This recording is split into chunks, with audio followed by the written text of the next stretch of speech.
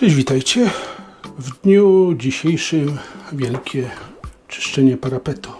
Jako że sadzonką z poprzedniego sezonu się nie udało, także myślę, że czas dać szansę nowym sadzonkom.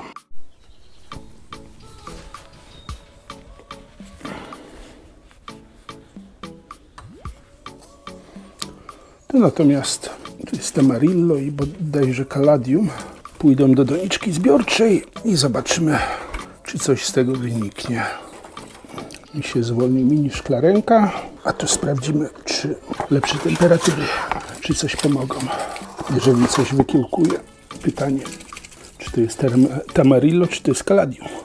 A tu już pojemniczki po wstępnym oczyszczeniu. Nowy rok to nowe możliwości. Co natomiast czeka nas w następnym sezonie? No, jest tu kilka możliwości, bo mam tutaj Eucomis od Piotra Kana w ogrodzie, Sarcocora confusa od szkockiego ogrodnika, Pepino od czarnego Henka, no jak również nasiona Kany.